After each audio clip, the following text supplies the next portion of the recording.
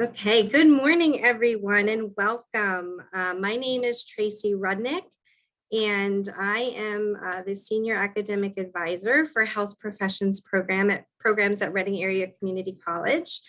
We're so excited that you're able to join us today. We have a lot of great things to talk to you about today and let you know some of the wonderful things that are happening right here at Reading Area Community College, and more specifically within the Health Professions Division. Just a little bit about myself. I have been at RAC for almost 15 years of my career across a variety of different student affairs areas. I've landed the last 7 years or so of my career within academic advising and academic advising for health professions. So I've been here doing this for a little while now, and I just wanted to, talk about my position. Specifically works directly for the enrollment management division of our college. So I report up through a vice president of enrollment management. However, and our model of advising is a more centralized advising model. So I work very collaboratively, as you can imagine, with Dr. Michelle Wallace, who's also joining me for this presentation today. So we're going to talk to you about some of the collaborative strategies that we have been working on over the past couple of years now for the nursing program specifically and for RAC as a whole. So with no further ado, I'm going to allow Dr. Wallace now to introduce herself. Good morning, everyone. And again, thank you for attending this session with us. So I'm Dr. Michelle Wallace, and I'm the director of the nursing programs here at Reading Area Community College. I've been with RAC since 2019.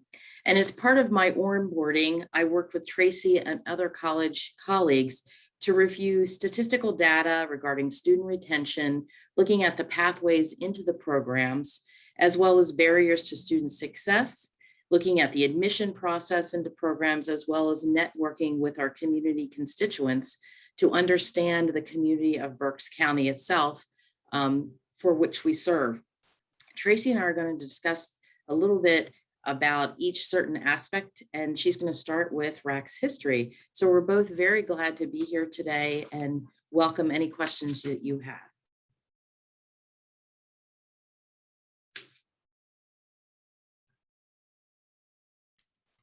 Okay, so I'm going to start here just to give you a little snapshot about Reading Area Community College, and just to give you and provide you with an overview about us. So we are located in Reading, Pennsylvania, in Berks County specifically. We're positioned about an hour northwest of Philadelphia, or about 30 minutes east of Lancaster. We're considered an urban institution. And recently, within the past year, we have been federally recognized as one of only two Hispanic serving institutions in Pennsylvania.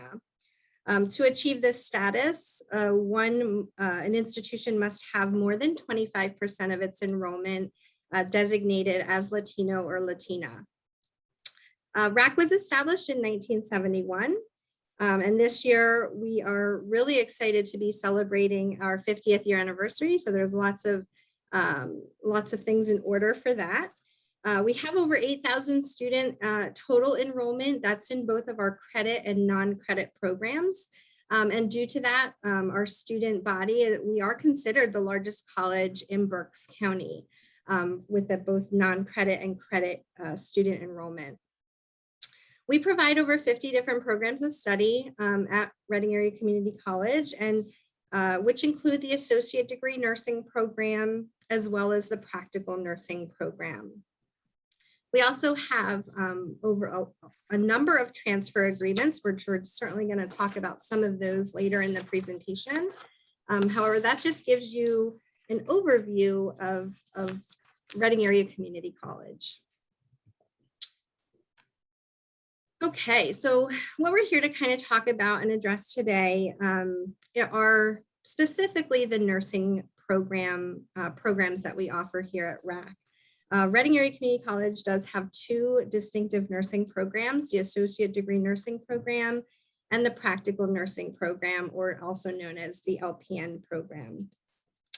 In order to be selected into these programs, there are additional selection requirements above and beyond that of the general admission to the college. So there are things such as prerequisite admission, prerequisite coursework that students have to take, and also some other factors as well, including based on merit.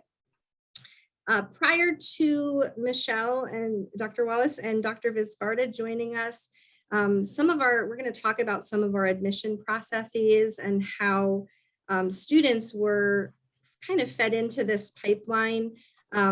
We felt that definitely there were some things that did need to be worked out, looking at some different things. However, I don't want to get too far involved in that discussion just yet. So there are a total number of 70 program seats that are awarded to the most qualified applicants. We have typically about 130 to 150 applicants to our associate degree RN nursing program each year. And as you can see, our program completion rates tend to be around 50 to 60%. So about half of our students will end up staying with us. Practical nursing program, it's a little bit smaller of a program. We do allow for 30 program seats or 50, and we have about 50 to 70 applicants each year. And again, the program completion rate is 60 to 70%. I would like to kind of highlight that these numbers are pre-COVID numbers. So as you go on in the presentation, you're going to see some other numbers since COVID. But I think that the overall thing here is we are pretty average with some of our other community college partners. However, we knew that we want to ultimately do better. We want to strive for better. We want to strive. We need nurses, and we know that. So I'm going to let Dr. Wallace talk a little bit more about that. But that is our key thing, is we knew that we needed to, we wanted to strive to do better and hopefully get more of our students through. So part of this is kind of identifying, trying to figure out how can we help them become more successful. So why is this a priority? Well, we know that students were taking longer to enter programs. They were sort of spinning. We noticed that, 3 to 5 years, they still hadn't entered the nursing program. So we also looked at curricular choices, what students had to figure out and decide which biology course they were taking, or which math course they were taking, and were they really prepared for it? And then looking at program attrition rates. About the average of other similar programs we were, but is that good enough now in the state we are in this community, in our country, for the needs of nurses? As well as looking at admission policies that did not accurately portray a student's ability to be successful. So what do I mean by that? Is you have a student, so typically in community colleges, most of our students are part-time. So they take one class at a time, which is fine. But if you can concentrate on one 3 to 4 credit class, you can get A's. When you come into the nursing programs, you're taking between 8 and 13 credit courses. So the credit load, the students needed to be prepared for that. And so if a full-time student was taking a 12 to 16 credit load and was doing well, they could most likely handle the rigor within the nursing programs. So we looked at that. And so why now, I sort of alluded to that before, is there has been predictions for years about the shortage of nursing professionals, and the COVID pandemic has only impacted that even more.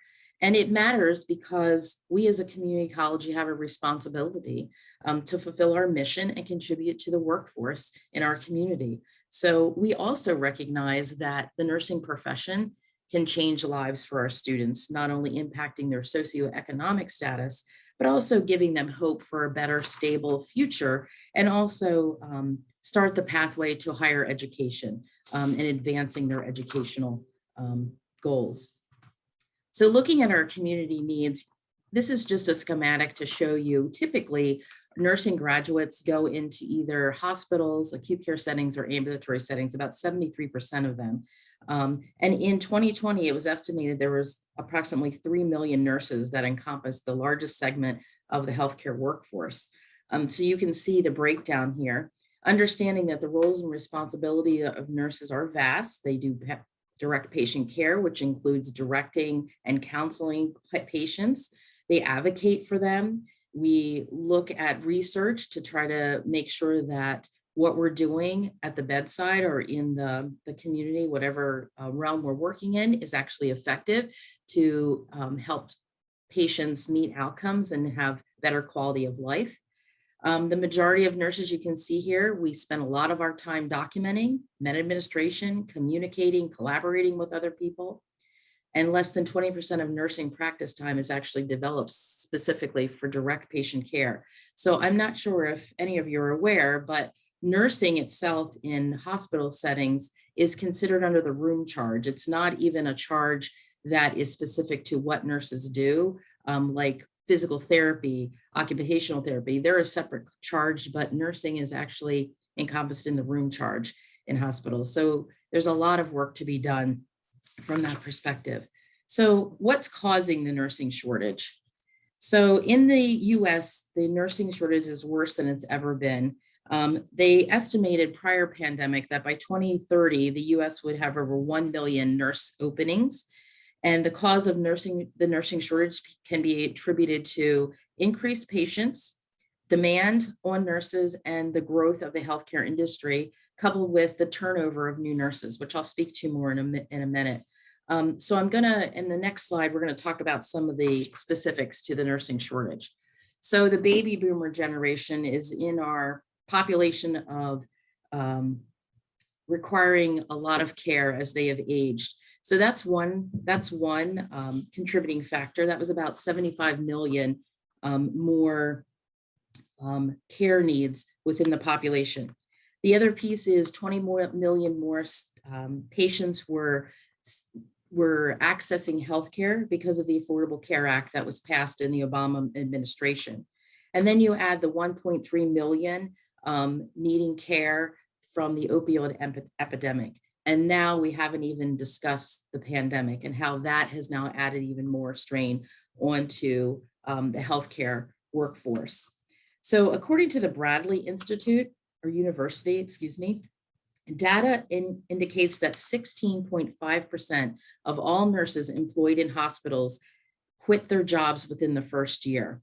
That's very concerning. Hospitals are, that's prior to, it was around 2 to 3 years, but recently it's become, they're not even staying a year. So the demand for nurses most likely will be like 3.2 million by the year 2024. That's not too far away. So with experience working in healthcare and any other field that matters, it takes time, money, and resources to host, orient, and train new nurses. So according to this university study, a hospital can spend between $45,000 and $63,000 just orienting and onboarding a new nurse. So you can see why this can greatly impact the bottom line for these healthcare constituents, and they can lose up to $4 to $6 million a year just by turnover. So there's opportunities for us as educators to collaborate to try to see if we can help that piece. But then let's talk about the nursing educator shortage. So the American Association of Colleges of Nursing in 2018 found that 56% of educational institutions they surveyed had full-time vacant teaching openings. And I'm just going to tell you, it's even impacted even more by the pandemic. Nurses are continuing to be burdened by the pandemic as far as emotional, physical, they're just burnt out, as you're hearing all over the news. So it's a matter of just figuring out, this was part of, obviously we started this work prior to the pandemic, but it just shows how more important it is for us to focus on preparing our students for not only the educational process of nursing, but also that transition into the workforce. And so we are meeting with our constituents in the community just to try to figure out how to help them transition better and prepare them more effectively in the educational realm. So if you look at nursing education, and Tracy, you can switch, there you go. A shortage of nursing faculty is restricting programs. This is not new. If you look at the the AACN, again, the US nursing schools, we turn away about 80,000 candidates that are qualified for schools. And it's due to insufficient faculty. We're losing clinical sites, classroom space, the preceptors are limited. And so 2/3 of nursing schools responding to the survey pointed to a shortage of faculty and their clinical preceptors as the reason why that we're not having more students in the pipeline. So there's multifaceted reasons that we need to be aware of and be in constant communication with our community constituents to figure out how together more than ever we can help individuals who are interested in healthcare careers, specifically nursing, how we can help them be more effective and feel more confident as they do education as well as transition.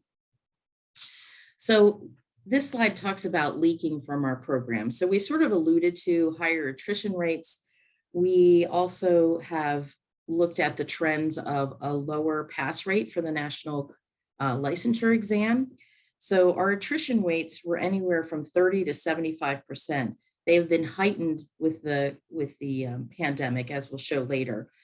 The National Council's licensure exam is actually measured by first-time test takers. So a student will go through nursing school and they may pass, but they are not licensed to be a nurse until they pass this national exam, which it actually measures the knowledge and their ability to apply principles to ensure safe patient outcomes.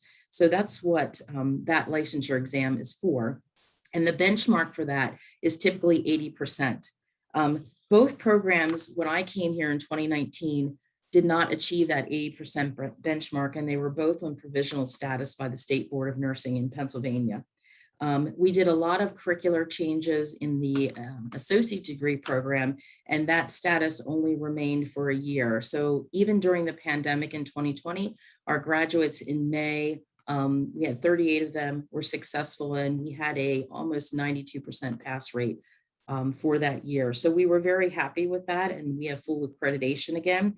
The practical nursing program continues to struggle a bit. I feel like these students, we've had a very high attrition rate during the pandemic. And so these students are affected a little bit differently than the ADN. We did, again, dig in, looked at curriculum, made changes to the state board, and all of those changes will become to fruition January of this year. So we've changed curriculum. The faculty has been really working hard. So we're hoping that that's a limited time. So I do want to show you some data from Pennsylvania regarding nutrition. How about attrition? So if you look at the arrows that I have here, these are specifically programs that what we're reflecting. So if you look attrition rates, and this table is old, but it's the most recent one I can find. I'm assuming the updated data is just delayed because of COVID. But if you can see, the ADN program ranged from 23 to 44% attrition, and the highest were from 2012 to 2014. They were as high as 44%.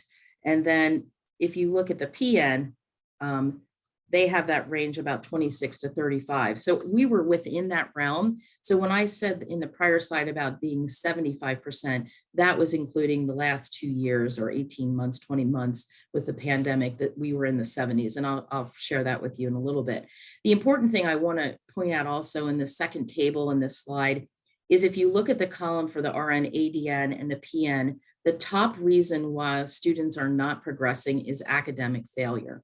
So again, it again moves us to why we needed to focus on student success and preparation as our students came into these programs. So here is actually the rack rates. We're being transparent with you. So looking at attrition, so from 2018 to 2021, you can see that even during the pandemic of 2020, our attrition rate remained where the average in Pennsylvania was. We definitely saw the impact though in 2021. As again, I alluded to, the PN program, different type of student, more impacted by COVID initially. So in the midst of it, the peak of it, it was 76%. We have improved a little bit for 21, but we still struggle with that. So we're hoping with all these changes that we've developed in the curriculum and support for students and preparation will help that attrition rate come back down to where you can see it was below in that case in 21 of the average for PA. Okay, so the pass rates. So I apologize, this is a little bit blurry, but I'm hoping you can see it. So the top table is related to the registered nurse programs in Pennsylvania. And you can see I put Reading Area Community College at the beginning. If you can see how the first time test takers, you can see, like, if we talk about 2019 to 2020, we had 37 test takers and 34 of them passed on the first attempt. So when I said about the 92%, almost 92% pass rate, that's where I got them from. And as well, you can see the PA total, you can see what the average there is regarding pass rates, anywhere from 87 to 92% there. And you can see the RAC, we were struggling a little bit. It really wasn't consistent. So it was time for us to look at that. Again, if you look at the practical nursing program, I have RACs rates. So we were doing really well for a while. And as we all know, our students are changing. And I think it's just a matter of the curriculum for the practical nursing program was old, it needed updated, and we needed to be really focused on where our students were and the needs of our students. So again, we continue to struggle. We are below where we want to be, but I feel like we're on the upward trend that we will be successful once all of these pieces that we're going to talk about in a little bit about the admission criteria and courses will help students be more prepared to be successful, as well as what we're doing as a faculty and a team to help students be successful and keeping them engaged. Right. Okay, thank you, Michelle. So this is just a slide that depicts some of our analysis and what our analysis revealed. So once Dr. Wallace and Dr. Viscarda came on board roughly early in 2018, we started the process of really taking that hard look, peeling back some of those layers of the onion to say, what are some of those things that we need to begin addressing and which were affecting student success. And again, this data digging, I always preface with saying it was pre-COVID because we definitely did want to strive to do, to look at some of this and constantly, reassess where we were. Again, COVID heightened things. So, we really feel like now our outcomes are certainly going to be, sought after. One of the things that we knew that we had to be looked at, first of all, was the student admission criteria.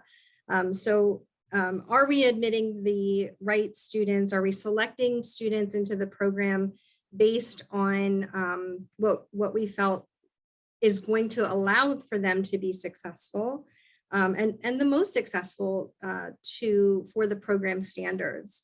And what we learned was really we were not. As Michelle alluded to earlier, again, taking into the account of people taking that, maybe a part-time student, one class at a time, acing that course, those students were being, ranked and, in no different capacity of a student who was going full-time. So we really kind of brought some of that to light. They were being awarded application points, which, is very common, again, among nursing programs, but we really needed to take a look at what was allowing them not to be as successful. So one of the other things that we found was that students were coming into the program really being deficient in their math and science knowledge, and that was taken from the actual nursing program. They recognize that.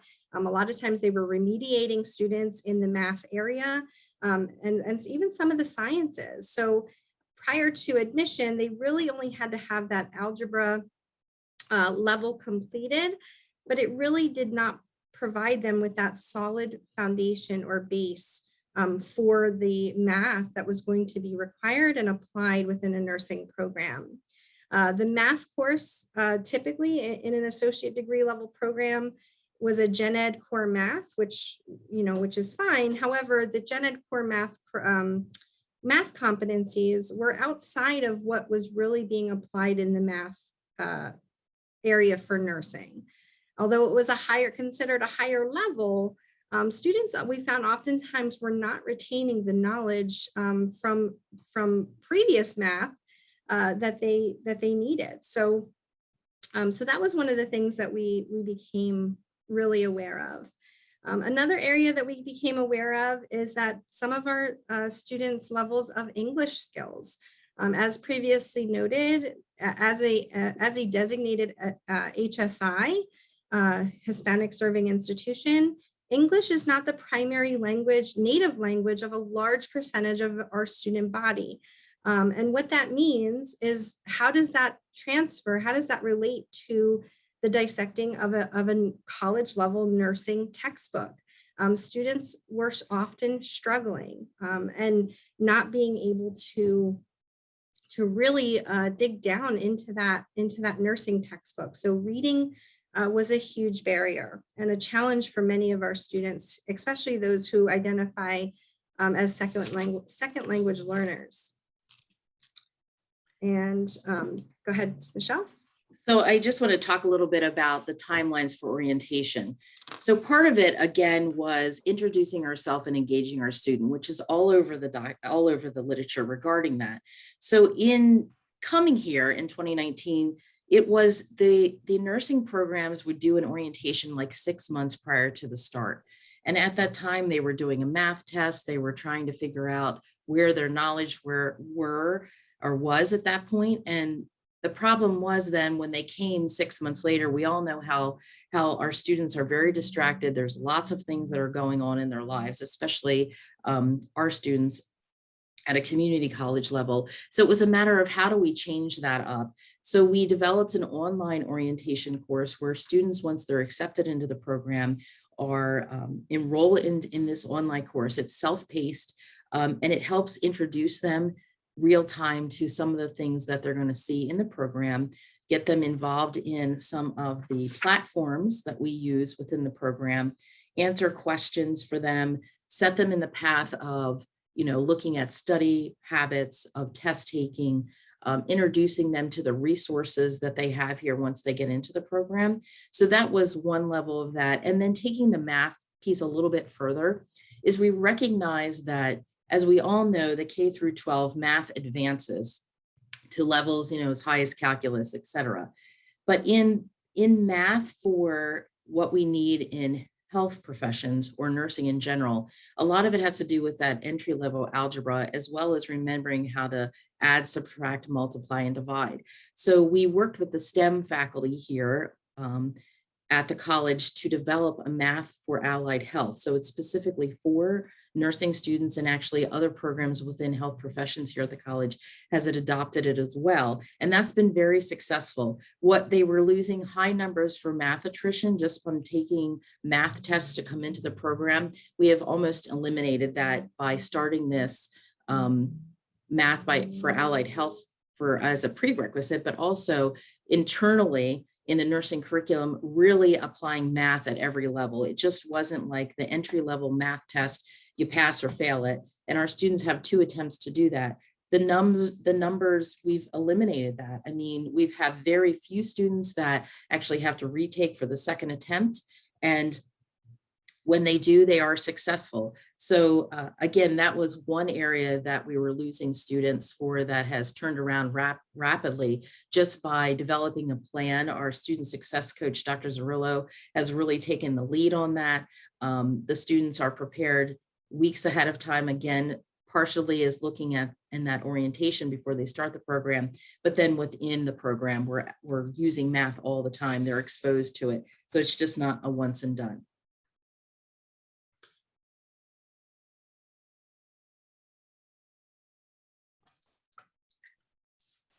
Thank you, Michelle. So now that we've uncovered, a lot of what we found were some of the problems and barriers that we believed were really impacting that student success. Now what? Where do we go from here? So some of those, we knew that it was going to be a challenge. We knew that we had to really, walk across the aisle. We had to, some of these things were outside of the division. Some of them were involved in other areas of our college, such as, the enrollment services area. So we knew that we had to kind of put all of our heads together and kind of figure out where do we go from here, and break down some of those, those existing silos that often so happen within higher education. So some of the changes that we knew needed to happen, some of them internally within the division that we were able to address and change pretty quickly, things within the curriculum. For instance, even at the admissions area, where my position is, we were able to act pretty quickly in terms of changing and reanalyzing some of what needed to be done. However, other items such as implementation of the new math course, a new body structure and function, elimination of some courses from a curriculum standpoint did have to go through appropriate channels, within the college as a whole. So, there were both internal college governance issues, as well as externally, we had to gain and seek approval from not only our accrediting bodies, but also through the State Board of Nursing for the curriculum changes. So there was a lot of work that has gone into this, and really, work across the aisles of all areas within the college. So I'm really proud of that we were able to do that, and just some of the collaborations that have happened and occurred to take place in order to do that. Some things I'll give you the example of. With our admissions office, we did have to recreate, because we were looking at implementing the standardized admission testing, ATI, which I'm going to talk about in a minute, for the admission to the program. So we knew we had to look at staffing, look at work with our Vice President of Enrollment Management. How are we going to staff this? How are we going to offer this? So there was a lot of things that went into play here. And I'm proud to be able to talk about some of those successes. So this just lists out some of those areas of some of those collaborative partnerships that I was just talking about. So some of the things that, as we mentioned, of the updates of admission criteria and the implementation of new testing procedures, we implemented here the ATI, what they call the ATI-TEAS exam. After several meetings between myself, the department deans and directors, and the Vice President of Enrollment Management, it was decided that the admission criteria should be supported by research-backed and evidence-based practices, which the ATI, the TEAS, is a national standardized test of admission that's really designed to assess a student's level of preparedness to enter a health science field. So some of the community colleges have implemented this, others have not. We're kind of, we've seen near and far. We decided to go in this route because we really felt that this was a best practice.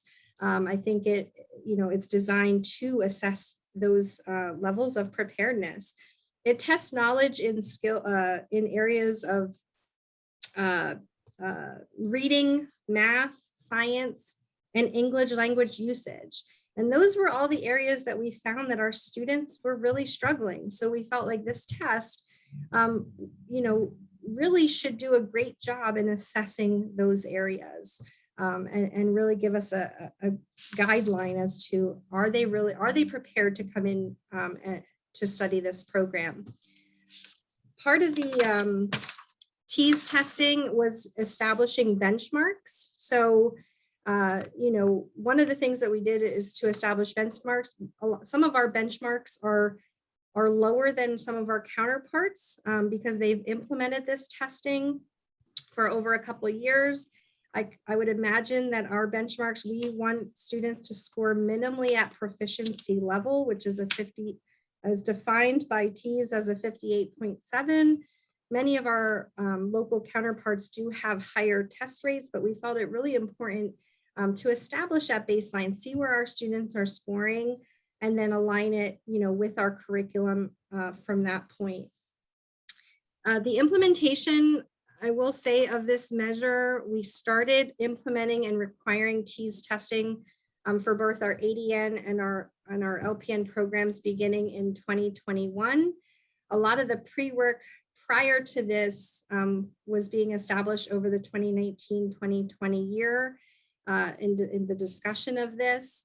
So we're hopeful to see, we just started our first 2021 class, everybody had to take TEAS. So some of these changes, as you can imagine, have to take place over time. We can't just up and change in 1 year because we have a lot of students who are in that pipeline under a different set of academic criteria. So we did this over time.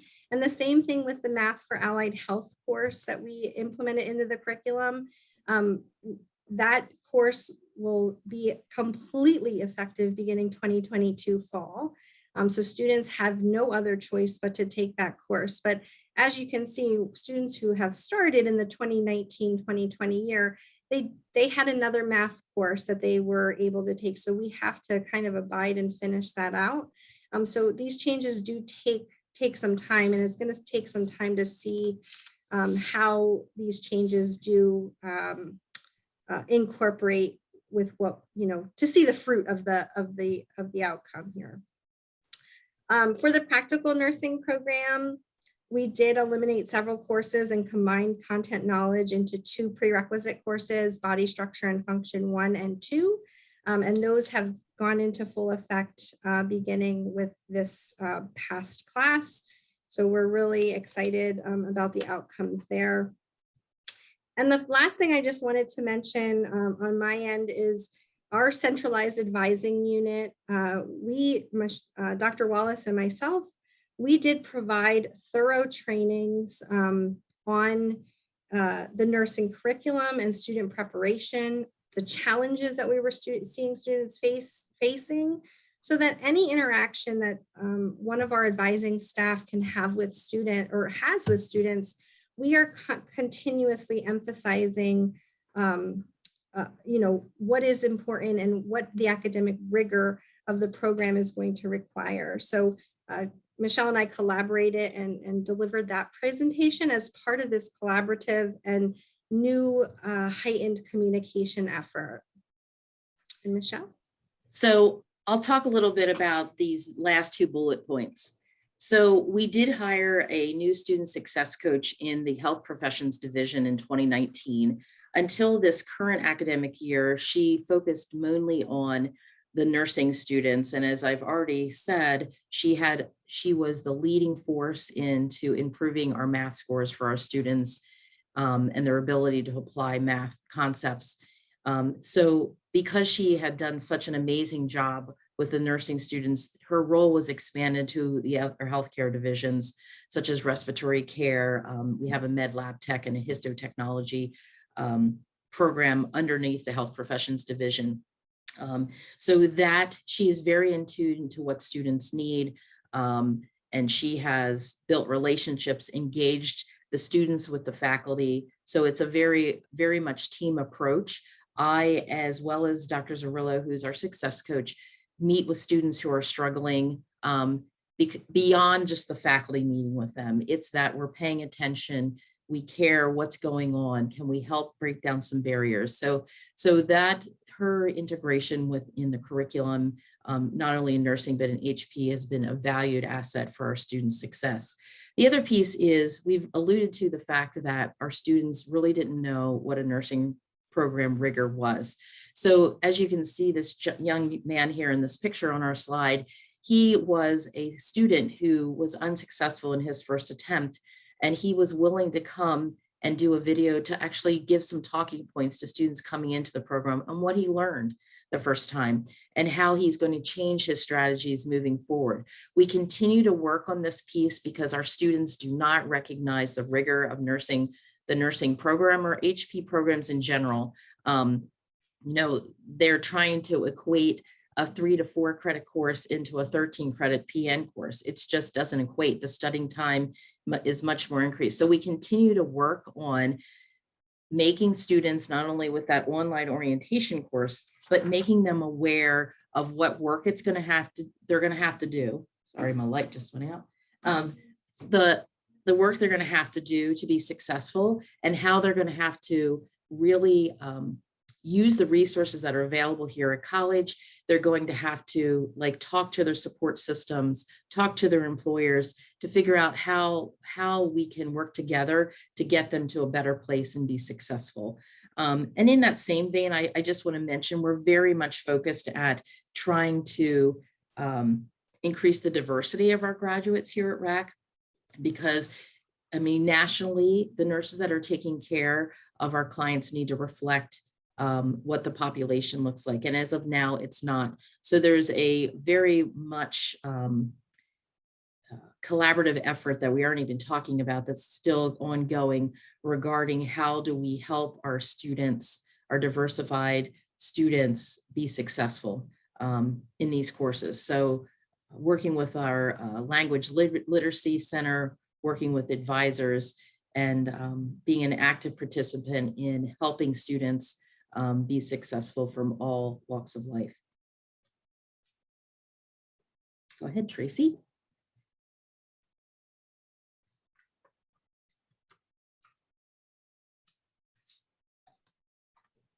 Okay, so as Dr. Wallace previously mentioned, the nursing shortage is a serious problem, and it's only time will tell what COVID does to this already known shortage. So this was a highlight from the American Institute of Research from September, October of 2020, of just some recommendations in order to help address some of this US nursing shortage. So we can talk about some of the things that we're trying to do on a very small local scale with our programs and our courses. But what are some of the other things that, as a community, we can start looking at? So I just thought that this was really important to just kind of tie in here, encouraging and increasing, starting with those high schoolers, increasing awareness of nursing as that career option in high school. And I know many of us, our CTCs are, they do this, and this is, these are definitely starting good conversations and pipelines with our students, which is very important, because I don't think many of, getting them that exposure early on is really critical to help us combat what we know is a real issue. Highlighting some of those alternative financing options. So financial demands related to nurse training, some of our, private counterparts, 4 years, some of our students are not willing to go on and invest in that education at a 4-year level. However, knowing that community colleges and, there are other options, whether it be a 1-year LPN to an or a 2-year ADN RN program, or even a CNA or a medical assisting. So highlighting some of these healthcare options are really, really important, because it does, as we know, bleed into some of these other shortage areas. Offering some of that professional support. So I know that our faculty here do a fantastic and excellent job with this. They really are here for our students. They're supporting them in that clinical environment and providing some of those networking opportunities. Enhancing educational resources. So Again, like we mentioned about the shortage of faculty. So the more that we grow our programs, the more that we are able to hire and recruit and retain more faculty. And that is certainly an important piece to this, because we cannot grow the nursing profession without nursing educators. So that is really important. And then the last piece, just maximizing licensure reciprocity. Oh my God, I can't speak today. Maximizing licensure reciprocity, and understanding that, maybe there are other ways that we can allow, nursing licenses are by the state. So I know that we have done this in some of the COVID times of allowing more reciprocity agreements. So looking at that as an alternative and seeing how we can recruit more nationally and internationally. Okay, and the other thing I just wanted to point out, which I felt it was really important for this group today, is really just talk about pathways in nursing. So from my end, working at a community college, we know that there are, and those of us who are in the audience today who work for a community college, we know that there are a lot of options here to get started within this nursing profession. Whether it be the licensed practical nursing, a medical assistant, a CNA, an associate degree in nursing.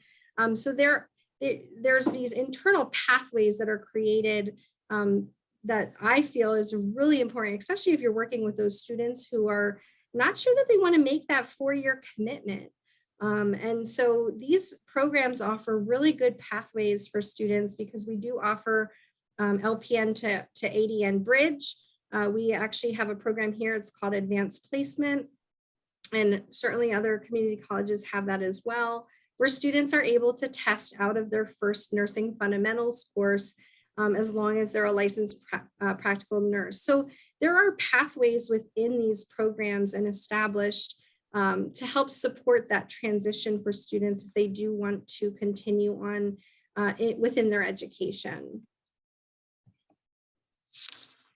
And again, I just wanted to also mention, I think it's really important for community colleges to continue to also work with our secondary school partners. I know here at RAC, we partner with our career and technology centers so much, and that they have a certified nurses program, certified nurses aid program, and actually some of those credits do articulate into a prerequisite course for our practical nursing program. Their medical terminology. So identifying these pathways and pipelines with our secondary school partners involving the career and tech ed centers are really great partnerships to do. These serve as pathways, like I said, to ultimately that nursing profession. It really gives them a good feel as if, do they want to continue on in this profession? And I talked about the RN to BSN agreements a little bit. So I think it's important to note that any RN or students who are earning an ADN credential or a BSN credential, they take the same NCLEX assessment at the end of their program. So whether they sit through an associate degree level or a bachelor's degree level, they're coming out, they're going to be making entry-level nursing wages. It is very common, as you will see in the literature, many hospitals, many places do want our students to continue on in their education to obtain their BSN.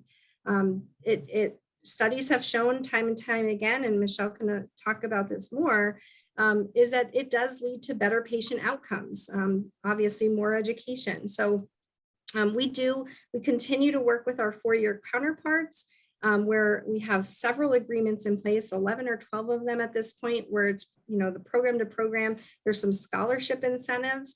So always trying to work and identify those pathways is so important. And we do a really good job with doing that for our students as well. So again, looking towards the future, we are looking at developing a pathway for our military members, our medics and corpsmen, to see if their prior learning and prior experience could be, adapted. I know there are programs around, so we're looking at that, Also, currently, we're developing an evening program for the associate's degree program that will be rolling out hopefully by fall of 2023. So it's again looking at what our community constituents need, and also looking at our students and where can we meet them to make them successful and meet their needs. The other thing, outcomes on this slide, we're showing what we're going to measure. So as of 2022, all of our students, so the fall 2021 ADN program, we only start once a year and it started in the fall. The PN program starts in January of 2022. We start January of every year and it's a 12-month program. We're going to start looking at attrition rates between the first and second nursing courses. We're going to look at program completion, and then also, as we do now, we're always looking at our pass rates, our first time licensure pass rates. So we're going to be looking at those things and actually try to show evidence that what we're doing are helping students be successful. So we're very excited. I think, it's just a matter of sitting down, focusing on students' needs first, student success first, and then not so much of how we as a group together need to figure out. It's just not the nursing division. It's the entire from start to finish of the college, and how do we help students be successful. So we want to thank you for listening to our presentation today. And I do see that there is one question in the chat that I will answer. And please, we did provide our email addresses. If you have additional questions, please let us know. The one question was, does the LPN have a lower pass rate for the TEAS score? So remember, the TEAS test is the one that measures the math, the science, the English reading, and then the English usage. It's typically measures from 7 to 12, grade 7 to 12, that knowledge that's attained. And yes, at this point they're the same. And so the proficiency level goes from 58.7 to 77%. That's the range. So we chose the lower proficiency range. And again, this will be our first class in 2022 using that range. So we're hoping to see that these students are successful.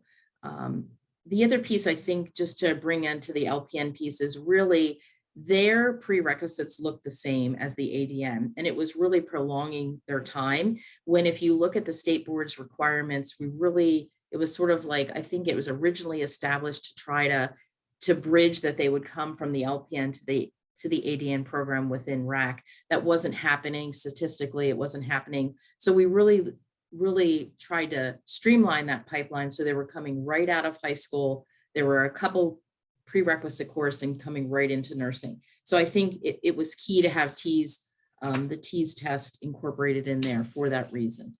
So are there any other questions for us? And again, please, if you don't think of any now, you can more than welcome to email us and we'll be happy to share.